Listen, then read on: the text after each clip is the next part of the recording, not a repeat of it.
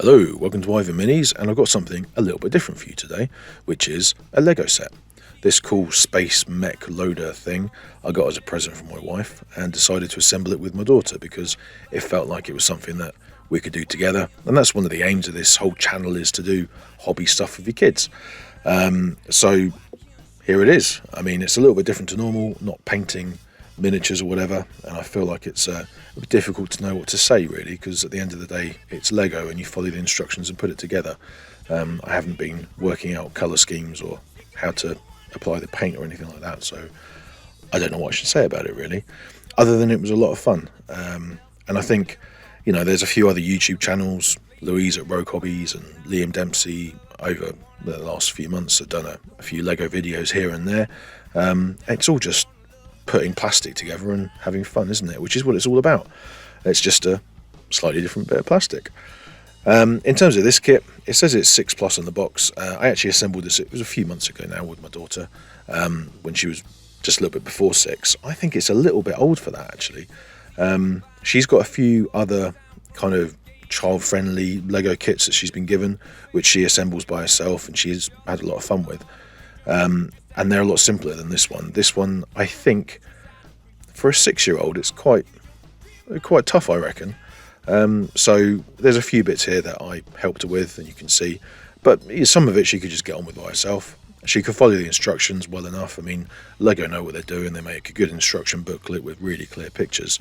But just some of the little fiddly bits and making sure things are in the right orientation, she struggled with a little bit.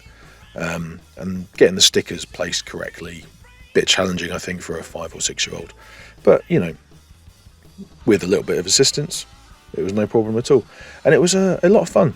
Really enjoyed it. She had a great time, and in fact I'll sort of let her say a little bit about it in a minute. She was very keen to contribute to the video and talk to everybody, but before she does, I'll just point out I'm not going to turn into a Lego channel or anything now. I'm still going to carry on doing all the various game systems and whatever.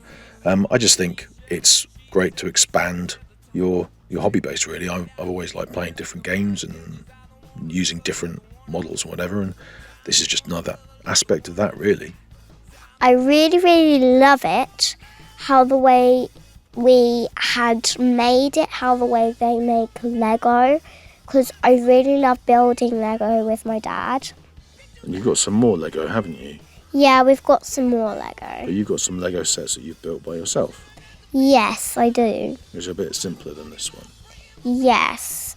This one's a bit, like... A little bit grown up, this one, isn't it? Yeah. So that's why you needed some help with it. Yeah.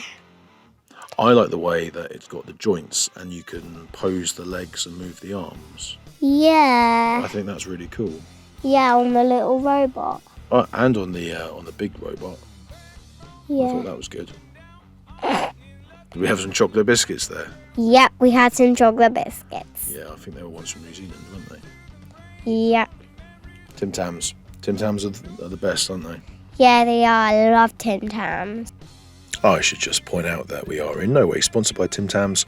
They were just brought over by my wife's family when they came to visit, which was much appreciated. I have seen some very interesting builds where people have made HeroQuest boards out of Lego, and I think that's a really interesting idea because you can easily swap the weapons that characters have got and things like that. Very cool. And obviously there's that D&D Lego set that I mentioned that Louise looked at, which looks epic, incredibly expensive, but does look epic. And that could be a really cool way to introduce kids to D&D, because they, again, make their characters change the weapons a lot easier than if you're making a plastic model and having to cut bits off to convert them, if you want to change the loadout as you go along.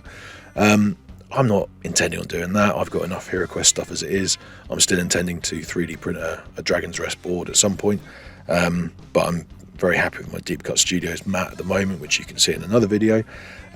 We've got a HeroQuest game coming up at the weekend, which is going to be a lot of fun, because we haven't played that for a little while. But yeah, I think in terms of Lego, I've always really enjoyed it. I've got a big box of Lego up in the loft, and I've been waiting for the chance to get it out of the loft for the kids, and I think we're getting there now. The little one is still a bit too small for her. She's still a bit more Duplo and Play-Doh kind of realm. but she's wants to do everything her big sister does, so she's going to want to get involved as soon as she can. But I always enjoyed making things out of my own imagination, taking the kits and making whatever I wanted, throw away the instructions. In this case, I thought, let's follow the instructions precisely, because we're making a specific kit, and it sort of shows daughter how to get on with it. And it is a cool kit, but then I was thinking what to do with it. So you see later in the video, I've actually put it on display in a little box, which I think is quite a good thing to do. I sort of struggle a little bit with when you build Lego. The fun is in the building and taking it apart and building it again, I think. So I always just threw all my Lego into a massive box altogether and just took bits out and built things, played some pretend battles, and then took it all apart and put it back in the box again. That's how I kind of did it back in the old days. And I guess it's a bit different when you buy a really expensive kit, you know, some of these massive Millennium Falcons or the Death Star or whatever. You want to show it off as it is, which is a bit difficult. It gets all dusty. So I don't know what else you do with it unless you then start to play a game. I suppose I've always enjoyed painting miniatures with the view to playing a game.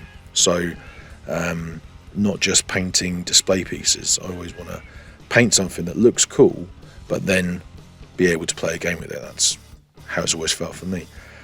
So this was a little bit of a departure, but hopefully, you know, you can see it's enjoyable. We've got another couple of Lego kits to put together, so I'll have another couple of videos at some point of doing Lego-y bits. But it's just a fun thing to do together, and yeah, she just loves getting involved, and she really enjoys these videos and things. Hello guys, again. We are still talking about it, but everything went fine, okay? So I think all the lovely parts of it was nice. The drilling guy was really cool. The big guy was like really cool. It had a bit.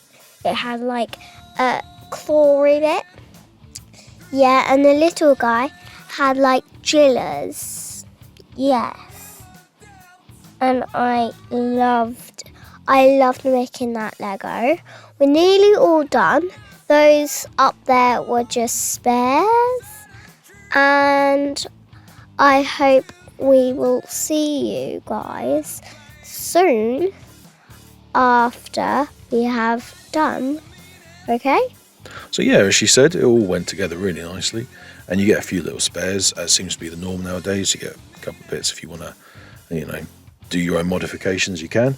And the posability of this kit is great. It's very clever how it all articulates, and you've got little drilling arms and pincher arms and whatever. The whole thing's supposed to be collecting crystals or something, and I figured I'll try and pose it in a nice way in front of some terrain. So I used a John Hodgson backdrop here and a Deep Cut Studios mat and my Octarius terrain from 40k. And you know, the Lego doesn't look quite as grimdark as the terrain does, but it kind of fits in quite nicely. It looks all industrial, and I think the photos came out really well.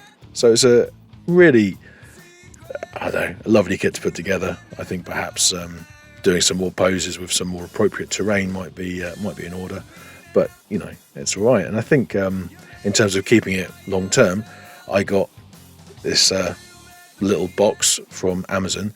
So I know that you can get higher quality boxes. I think Wicked Brick have been doing a Games Workshop collaboration recently to get little figure cases which use magnets to stay together. This is a much cheaper option from Amazon. I'll put a link below, and it's, you know, it feels a lot cheaper, I'm sure, and it's a little bit more difficult to open and close it to get things in and out and change what's in it, but overall works pretty well to keep the dust off, and that's the main thing. You've got the sort of Lego bit underneath that you can attach things onto so they don't move around and fall over, and the tiered kind of steps behind, so that if you've got a few different figures in there, you can you know, have some of them being able to peer over the top of others and things like that, but also allows you to do a little bit of something slightly dynamic with the posing if you want to. I found that it was quite a good idea to use some extra little bits of Lego to add to the feet to make them stand up properly.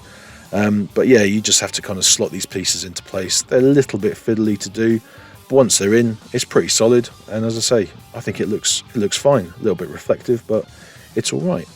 And I've got some others. These are some other Star Wars Lego bits and pieces I've got from I think they all mostly came out of an advent calendar or various other bits and pieces over the years. I thought it'd be nice to have them, and some Guardians of the Galaxy, Marvel type stuff as well, which I also got for my wife. She decided I needed an advent calendar because I'm a child. But altogether, I've got a few of these, and they stack up all right, and they look pretty good. So, I'd highly recommend it, and it was a lot of fun. And I'll leave the last words in the capable hands of my little girl. Cheers! Thanks for watching. Don't forget to subscribe. Bye.